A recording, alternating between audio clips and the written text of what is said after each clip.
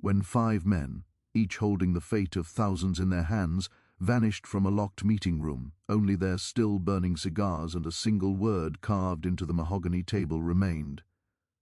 The question that haunted Charleston was not merely where they had gone, but what revelation in the weeks prior had rendered them too dangerous to speak. Charleston, 1844, a city built on secrets, its soil seemingly desperate to keep them buried. The invitations arrived on October 14, 1844, delivered by private courier to 5 of Charleston's most influential plantation owners. Each envelope bore the same crimson wax seal, a ship's anchor entwined with cotton bolls. Inside lay identical cards of fine cream-colored paper, inscribed with a terse summons. A matter of collective urgency requires immediate consultation. October 23, 8 p.m. The Wellington Club, Private Chamber 3. Attendance is not optional. Burn this invitation. No signature, no explanation. Colonel James Hartley received his at breakfast. At 62, he commanded 4 plantations across 3 counties, with nearly 800 enslaved people laboring under his rule. His cotton empire had secured him a place among South Carolina's wealthiest men. The old colonel turned the card over in his weathered hands, studying it with the meticulous care honed over decades of military service. He did not burn it. Thomas Brennan, 38, read his invitation while poring over ledgers in his study. His plantation was smaller, yet his innovations in cotton processing had drawn the attention of English textile manufacturers. A man of ambition and foresight, he was unnerved not by the message itself but by the impossibility of identifying its sender. In Charleston, anonymity was rare and dangerous. Richard Ashby, 45, was known for his obsessive record-keeping. Every detail of life on his 2 plantations was chronicled in leather-bound journals. Upon receiving his summons, he immediately began cataloguing every possible source and motive. The seal, a ship's anchor intertwined with cotton, was unfamiliar, an anomaly in a city where he knew every prominent family crest and business insignia. William Foster, 51, held the respect of the city's elite. His family had been established in Charleston for 3 generations, and his methods of plantation management were considered progressive, though still firmly rooted in the exploitation that built his fortune. Foster kept private journals that revealed a man wrestling with contradictions he could never reconcile publicly. The youngest, Marcus Landry, 33, had inherited his father's plantation just 2 years prior. New wealth had left him tense, constantly fearful that a single misstep might cost him his standing among Charleston's powerful families. The mysterious invitation unsettled him in ways he could not explain. Despite the warning, none of the men destroyed their invitations. Over the following 9 days, each sought to unravel the mystery of its origin. Who had summoned them? And more importantly, why? They made discreet inquiries among their social circles. They examined the paper quality, the printing technique, the wax composition. Brennan even consulted a printer who confirmed the cardstock was expensive European paper, recently imported. The Wellington Club was an exclusive establishment on Meeting Street, where Charleston's wealthiest men gathered for drinks, cigars, and the kind of business discussions that shaped the entire region's economy. Private Chamber 3 was on the 2nd floor, a room used for confidential meetings. It was windowless, soundproofed with thick velvet curtains on the walls, and could be locked from the inside, a design feature that gave the room its reputation for absolute discretion. On the morning of October 23rd, Colonel Hartley mentioned the invitation to his wife at breakfast. She noticed he seemed distracted, distant. He told her not to wait up, that he might be late. He didn't tell her he'd been having trouble sleeping, or that he'd begun checking the locks on doors and windows with unusual frequency. Thomas Brennan's wife noticed her husband had taken to carrying a small pistol in his coat pocket, something he'd never done before. When she asked why, he dismissed her concern with a wave and changed the subject. But she saw the way his eyes kept moving to the windows, as if expecting to see someone watching. Richard Ashby spent the afternoon of the 23rd burning papers in his study fireplace. His wife heard him doing it and found it strange. Her husband never destroyed records. Through the door she heard him muttering to himself, though she couldn't make out the words. William Foster visited his family's church that afternoon. The rector later recalled that Foster seemed to want to speak about something important, but couldn't find the words. He knelt in prayer for nearly an hour alone in the empty sanctuary. Marcus Landry wrote a letter to his sister that Mo, Arning, sealed it and left instructions with his house staff that it should only be opened if something happened to him. The letter would later disappear before anyone could read it. October 23, 1844, dawned grey and cold. A fog rolled in from Charleston harbor, thick and persistent, muffling sounds and reducing visibility to mere yards. Locals said it was unusual for the season, the kind of fog that made the city feel disconnected from the world, isolated in its own pocket of time. By evening, the fog had intensified. Street lamps cast weak halos of light that barely penetrated the grey MC. Carriage drivers navigated by memory rather than sight, horses moving slowly through streets that seemed emptier than usual. The Wellington Club's doorman, a free black man named Henry Webb, kept careful records of arrivals and departures. It was part of his responsibility. His logbook would become crucial evidence later. Colonel Hartley arrived first at 7:47 p.m. Webb noted the colonel seemed agitated, looking over his shoulder as he entered. Hartley went directly to the second floor without stopping in the main parlor. Thomas Brennan arrived at 7:52 p.m., accompanied by no one, though he paused outside as if speaking to someone before entering. Webb's notation would puzzle investigators. Richard Ashby came at 7:55 p.m., carrying a leather portfolio under his arm. Webb noted he clutched it tight, would not let me take it. William Foster arrived at 7:58 p.m., and Webb recorded that Foster asked if the others had arrived, seemed relieved when I confirmed. Marcus Landry was last, entering at exactly 8:01 p.m. Webb wrote that the young man appeared pale, asked if we'd seen anyone unusual. Around the building tonight. 5 men entered. Webb noted them all, proceeding to the second floor to private chamber 3.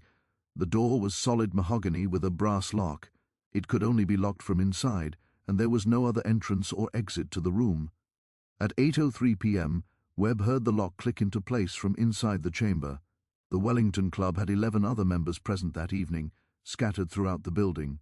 Several would later report hearing the sound of voices from private chamber 3 around 8:15 p.m., not loud enough to make out words, but the rhythm of serious conversation. The club's manager, Edmund Price, passed by the room at approximately 8:30 p.m. and confirmed hearing multiple voices engaged in what sounded like an intense discussion. At 9:17 p.m., silence fell. Several club members would later remark on how absolute the silence was, the kind of silence that makes itself noticed. One member, Judge Theodore Harrison, commented that he'd been reading in the library and suddenly realized he could hear his own heartbeat. That's how quiet the building had become. At 10:45 p.m., Webb became concerned. The 5 men had been inside for nearly 3 hours.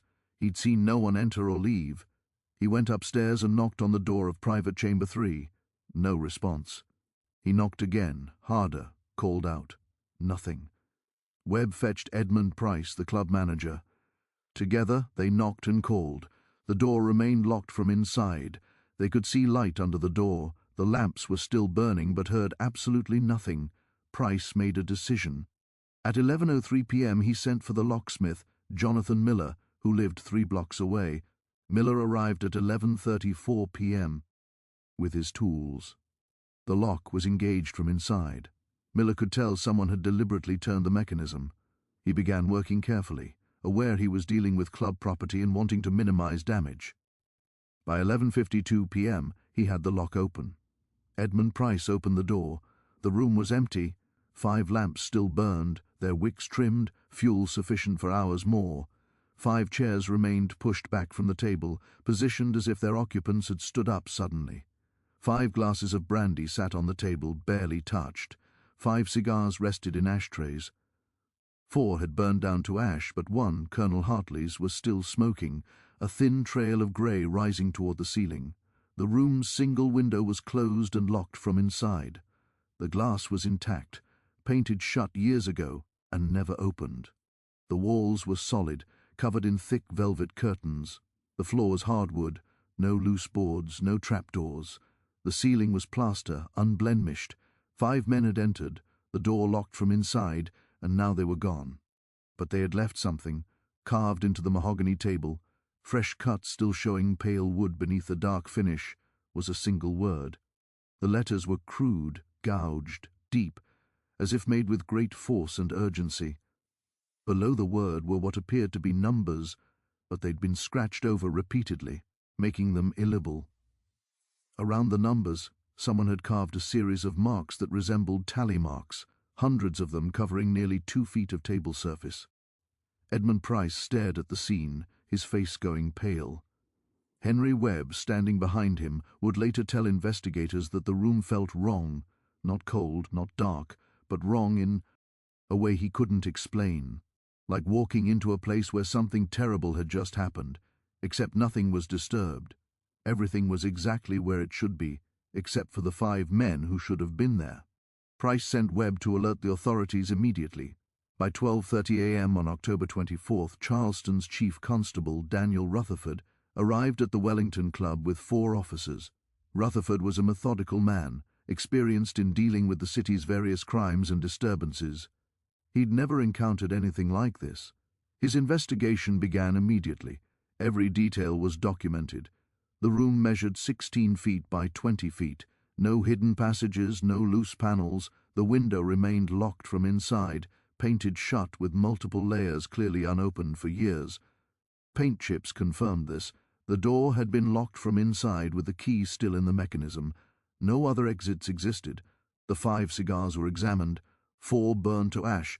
Colonel Hartley's was still smoking when they entered, meaning it had been lit within the past 10 to 15 minutes. Yet, the men had been inside with the door locked for over 3 hours. The brandy was tested. Nothing unusual. No signs of poison or drugs. The carved word reckoning and the tally marks were documented. A furniture expert would later confirm the marks were fresh, made within the past few hours. Personal effects were found. Colonel Hartley's pocket watch on the table still ticking. Thomas Brennan's leather gloves on his chair. Richard Ashby's portfolio left closed on the table. Inside were financial documents, plantation records, nothing unusual. William Foster's walking stick leaned against the wall. Marcus Land. Ree's hat hung on the coat rack. Men don't vanish and leave their hats behind. Rutherford interviewed everyone present in the building that evening. 11 club members, 3 staff members, including Webb and Price. The locksmith confirmed no one could have left the room while it was locked from inside. No one had seen the 5 men leave. No one had heard anything unusual after 9:17 p.m. When the voices stopped, the investigation expanded. Officers were sent to each man's home.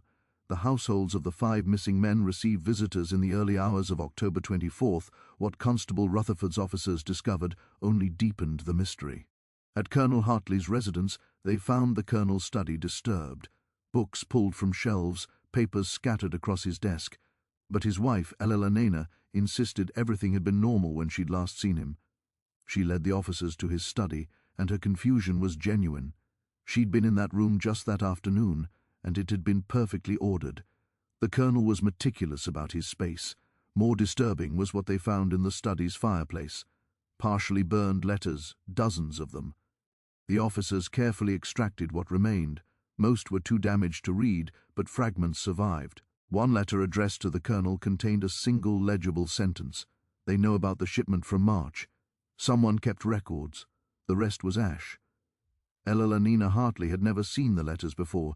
She knew nothing about any shipment. When pressed, she mentioned that her husband had become increasingly withdrawn over the past 3 weeks, since around October 1st. He'd stopped sleeping well. She'd wake to find him standing at the window of their bedroom at odd hours watching the street below. He seemed afraid, she told the officers, though he would never admit it. At Thomas Brennan's home, officers found his wife Catherine distraught. She directed them to his study, where they discovered a locked drawer in his desk had been forced open from inside. The wood splintered, the lock broken outward. The drawer was empty. Catherine insisted her husband was the only one with a key to that drawer, and she'd never known him to break his own furniture. When had this happened? She didn't know. She hadn't entered his study since yesterday morning.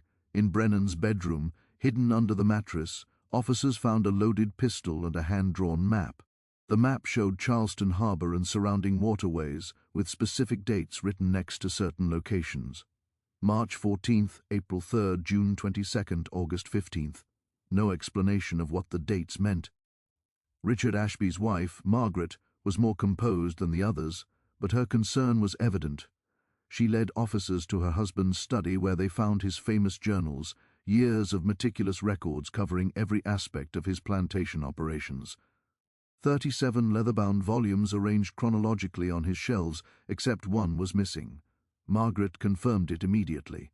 The journal from March to September 1844 was gone. Richard had been writing in it as recently as last week. She'd seen it on his desk. Now it wasn't anywhere in the study, and Richard would never have removed it from this room.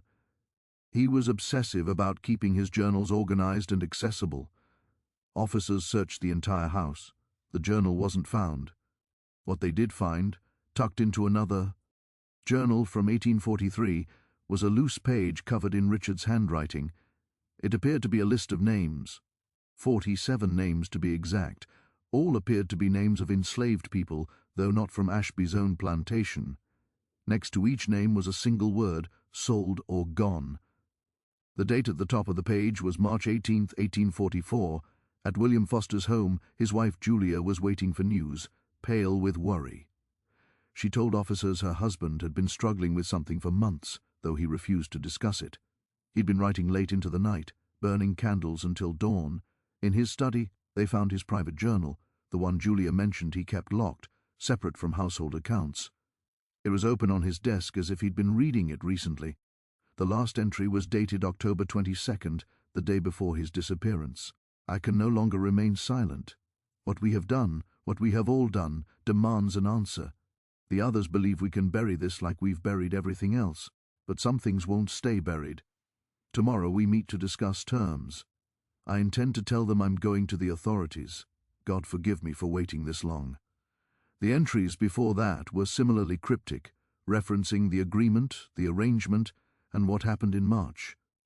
Foster wrote of guilt of sleepless nights, of seeing faces he couldn't forget. Marcus Landry's household was the most unsettling. His house staff reported that young Mr. Landry had become increasingly paranoid over the past 2 weeks. He'd hired additional guards to patrol the property at night. He'd begun locking himself in his bedroom. The sealed letter he'd written to his sister that morning was gone. No one knew where it had been placed, and no one could find it. In Landry's bedroom, officers found something that made them exchange worried glances: scratch marks on the inside of his door, deep gouges in the wood as if someone had clawed at it desperately. The marks were fresh, but the door opened normally, wasn't locked or stuck. Why would someone scratch at a door that opened freely? On his bedside table was a Bible open to Revelation 20. A single verse was underlined so hard the pen had torn through the paper, and the sea gave up the dead which were in it. Constable Rutherford coordinated his investigation from the Wellington Club, which had been sealed as a crime scene. By dawn on October 24th, he had compiled his initial findings. 5 men had vanished from a locked room. No rational explanation existed for their disappearance, but the evidence from their homes suggested they'd been involved in something together, something that had begun in March 1844 and had been weighing on them ever since. The dates kept appearing: March 14th, March 18th. Something significant had happened that month. Rutherford was a practical man, not given to superstitious thinking. He didn't believe 5 men had simply dissolved into air. They had left the room somehow, and he would determine how. But as he interviewed more witnesses and gathered more evidence, his certainty began to erode. The club's architectural plans were examined. No hidden passages, no forgotten doorways. The building had been constructed in 1798 and renovated in 1832. All records were available, all modifications documented. Private Chamber 3 was exactly what it appeared to be: a simple rectangular room with 1 door, 1 window, and no secrets. Could the men have escaped before the door was locked? Rutherford traced their movements carefully. Henry Webb's testimony was clear. All 5 men went upstairs. He heard the lock engage at 8:03 p.m. After that, multiple witnesses confirmed hearing voices from the room at various times until 9:17 p.m. The voices had definitely been inside that room for over an hour after the door was locked. The cigar bothered Rutherford more than anything else. Colonel Hartley's cigar had been smoking when they opened the door at 11:52 p.m. Smoking, not burned down to ash like the others, but actively smouldering with a lit ember. That meant it had been puffed on, drawn air within the past few minutes. Yet no one had been in that room. On October 25th, Rutherford received a visit from a harbour master named George Whitfield. Whitfield had heard about the disappearances and believed he had relevant information. "Those 5 men," Whitfield said, sitting in Rutherford's office. "They were asking questions down at the docks about 3 weeks ago, all of them at different times asking about the same thing." "What thing?" Rutherford asked. "A ship called the Meridian arrived in Charleston Harbour on March 13, 1844, left 3 days later, March 16th. The 5 missing men were all asking about its cargo manifest." Rutherford leaned forward. "What was its cargo?" Whitfield shifted uncomfortably. "Officially cotton and tobacco bound for Liverpool, but there were rumours the Meridian carried other cargo too, cargo that wasn't documented. In 1844, the international slave trade had been illegal in the United States for decades, but illegal trade still occurred, smuggled and hidden, especially in southern ports where enforcement was lax, and many officials looked the other way. The domestic slave trade remained legal and profitable, but international trafficking was supposed to have ended." "You're saying the Meridian was involved in slave smuggling?" Rutherford asked carefully. "I'm saying there were rumours," Whitfield replied. "Nothing proven, but dock workers talked. They said the Meridian had come from West Africa, made a stop somewhere in the Caribbean, then came to Charleston. They said it sat too low in the water for the cargo it claimed to carry, and they said it left in the middle of the night, very sudden, without the usual procedures." "Why would these 5 plantation owners care about that?" Whitfield looked at the constable directly. "Because they were the investors, sir. Word among the dock workers was that the Meridian's voyage was financed by a group of Charleston planters. The ship was supposed to bring them cargo they couldn't acquire legally anymore. But something went wrong." Rutherford felt cold understanding settle in his chest. "What went wrong?" "The ship arrived nearly empty. So whatever cargo it was supposed to have, it wasn't there. The investors lost a fortune. But more than that, there were stories about what happened to the crew. The Meridian left Charleston with 14 crew members. When it came back, there were only 6. The captain wouldn't say what happened to the others, wouldn't say anything at all. He took his payment for the voyage and disappeared. The ship left that night and never returned to Charleston. This changed everything." Rutherford began pulling port records immediately. The Meridian had indeed docked in Charleston in March. Its manifest lists Ted Cotton and tobacco. The ship was registered out of Baltimore, owned by a trading company that upon investigation turned out to be a shell with no real offices and no traceable owners. The 6 crew members who'd returned with the ship had dispersed immediately. Rutherford sent officers to track them down. 3 were found within Charleston, dock workers now taking whatever labor they could get. All 3 refused to discuss the Meridian or its voyage. One became so agitated when questioned that he pulled a knife and had to be restrained. Between shouts and curses, he said only one coherent thing: "What's done is done. The sea took its due, and the rest ain't for speaking." The other 2 crew members were slightly more cooperative, but only barely. Yes, they'd sailed on the Meridian. Yes, the voyage had gone badly. No, they wouldn't discuss details. When pressed about the missing crew members, both men became visibly afraid. One crossed himself repeatedly and mumbled prayers. The other simply walked away, and no amount of legal intimidation would bring him back to answer questions. The remaining 3 crew members had vanished, left Charleston right after the Meridian departed, and hadn't been seen since. They descended into the hold. The cargo hold was where enslaved people would have been kept during the voyage, chained, packed in inhumane conditions, subjected to horrors that the law had supposedly outlawed, but that continued in practice. The hold was dark, lit only by the lanterns the investigators carried. What they found made them understand why the crew had returned broken. The hold was full of chains. Not just chains, shackles, all connected, all still locked.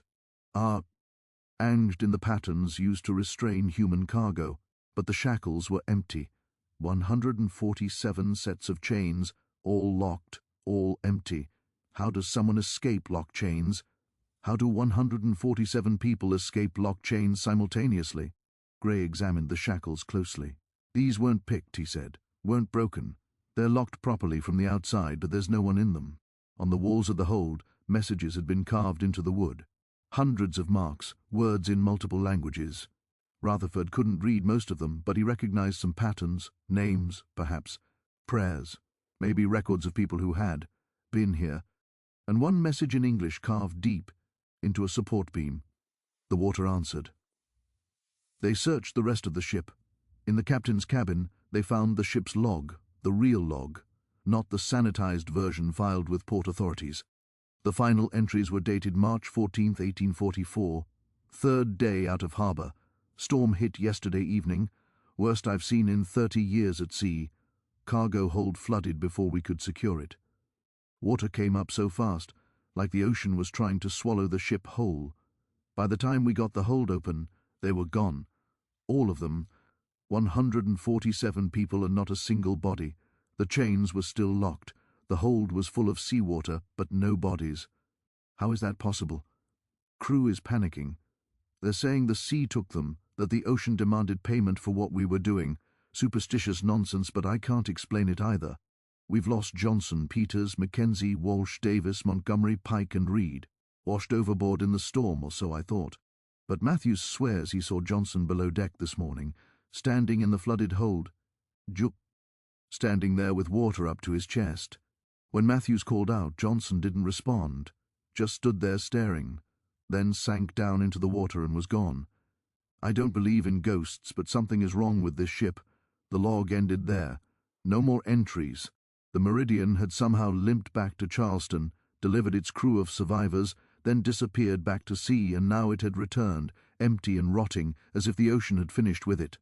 Rutherford's team searched every inch of the vessel. In the crew quarters, they found personal effects left behind. Clothes, tools, religious items, everything covered in that same sediment, that same smell of rot and ciater. But they found something else, too. In a small storage locker near the captain's cabin, wrapped in oilcloth and somehow preserved despite the ship's condition, were 5 leather pouches. Each pouch contained a substantial amount of gold coins, the payment the 5 investors had given to the captain and crew for their silence, and each pouch had a name carved into the leather. Hartley, Brennan, Ashby, Foster, Landry. The money they'd paid to bury their crime had returned with the ship. Rutherford stood on the deck of the Meridian, watching the sun set over Charleston harbor, and felt the weight of everything settling into place. 5 men had financed a voyage of human trafficking. 147 people died as a result, drowned in a flooded hold, their bodies never recovered. The crew, traumatized and broken, had been paid to keep silent. The investors thought they'd escaped consequence.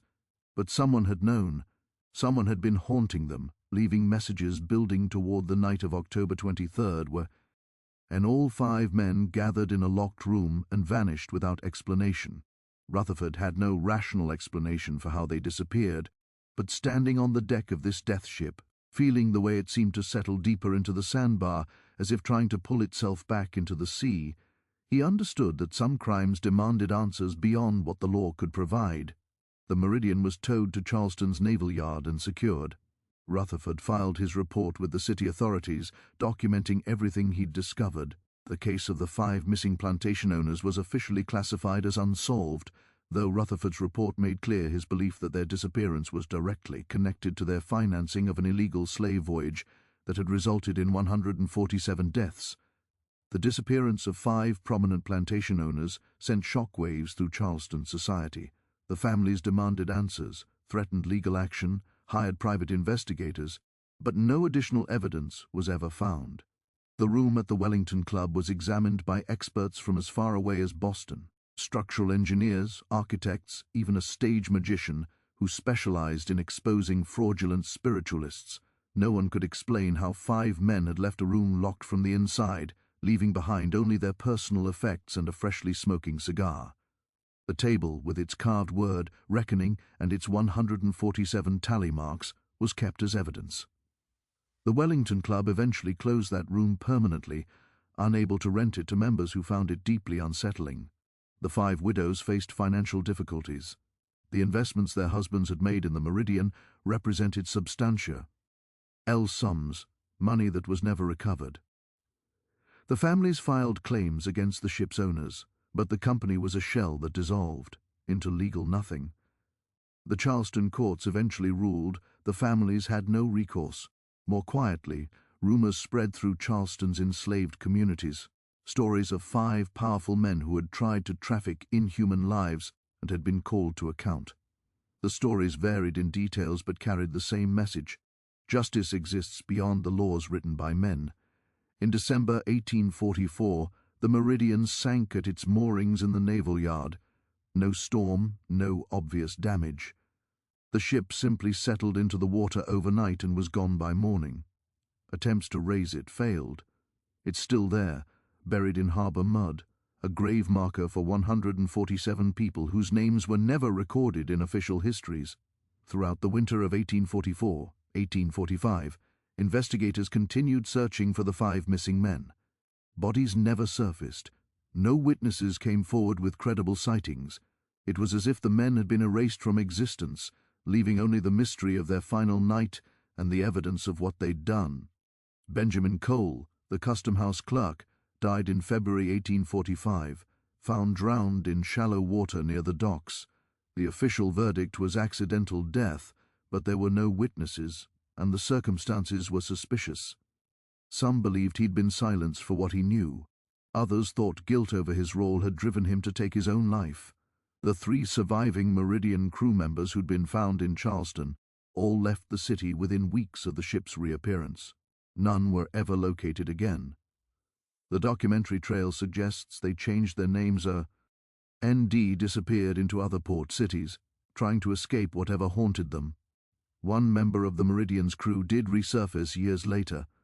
In 1852, a sailor in Boston named William Thatcher, dying of pneumonia, gave a deathbed confession to a priest. Thatcher claimed he'd been on the Meridian. In March 1844, he described the storm, the flooded hold, the impossible disappearance of the chained cargo, but he added details that had never been publicly reported. According to Thatcher, in the days after the storm, the surviving crew members experienced shared nightmares. Every night they'd dream of drowning, of being chained in darkness while water rose around them. They'd wake gasping, choking, convinced they were actually drowning. Some nights they'd wake to find cedar in their bunks, despite being on a dry ship under clear skies. Thatcher said the crew believed the cargo, those 147 people who died in the hold, weren't gone. They were with the ship in the ship, part of the ship now, watching, waiting. The priest who heard's confession recorded it and sent it to authorities in Charleston. By then, 8 years had passed since the disappearances. The case was cold. Rutherford had retired. No one followed up. The families of the 5 missing men eventually moved on with their lives. Widows remarried. Children grew up. Plantations were sold or managed by others. Time did what it always does. It buried the past under layers of new present moments. But in Charleston, the story persisted. The Wellington Club incident became local legend. The night 5 men vanished from a locked room. Students at the College of Charleston studied it as an unsolved mystery. Journalists periodically revisited the case, hoping to find new evidence. No one ever did. In the spring of 1846, a different kind of visitor came to Charleston. His name was Frederick Bailey, though he would later be better known by another name. He was traveling through the South, gathering information, making contacts, building the network that would eventually help enslaved people escape to freedom. While in Charleston, he heard the story of the 5 plantation owners who had vanished.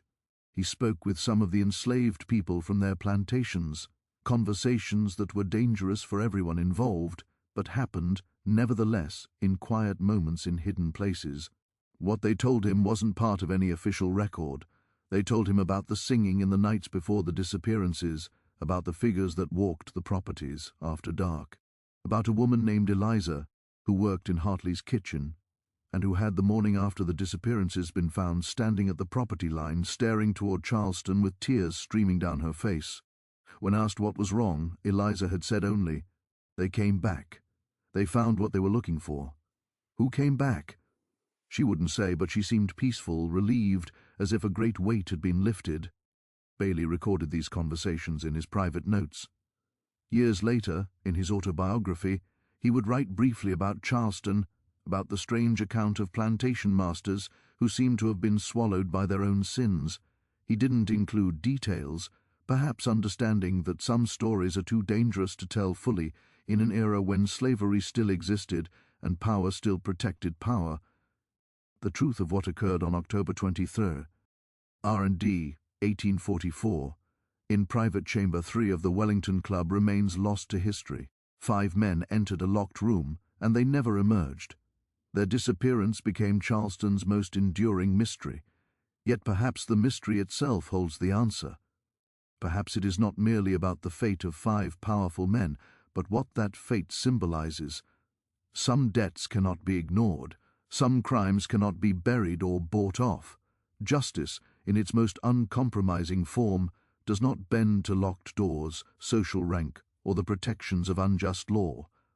The Meridian rests somewhere in Charleston Harbor, concealed beneath silt and the passage of time. On fog-heavy nights, sailors report strange lights flickering near where the ship sank, ghostly glimmers moving beneath the surface. Fishermen avoid the area, claiming their nets return empty, or, worse, snagged with chains that seem to rise from nowhere. The room at the Wellington Club was eventually demolished during renovations in 1871. The table, etched with a single carved word and mysterious tally marks, was salvaged and stored in a warehouse. Yet in the Great Charleston Fire of 1886, the warehouse and the table were consumed. Still, the story survived. Still, it persists. The Charleston incident, the night 5 plantation owners vanished. A mystery without solution, a disappearance without explanation. Unless, of course, one accepts that some truths lie beyond the reach of courts or official records. Unless one believes that the 147 souls who perished in chains, trapped in a flooded hold, found a way to demand justice beyond the grave. Unless one trusts that the ocean, which had claimed so much, might have returned something in its own inscrutable way. Not the dead themselves, but the justice denied to them in life. On clear nights you can stand at Charleston Harbor and look out across the water. The same water that carried those suffering ships, the same water that claimed 147 unnamed lives, considered mere cargo, their deaths recorded only as financial loss rather than human tragedy. The water flows still, holding its secrets. Beneath its surface the Meridian waits, a silent monument to the truth that some crimes cut too deep for time to erase. Some reckonings arrive regardless of locked doors, privilege, or power. 5 men disappeared on October 23, 1844. They were never found. And perhaps in the end, that is precisely the ending their story demands.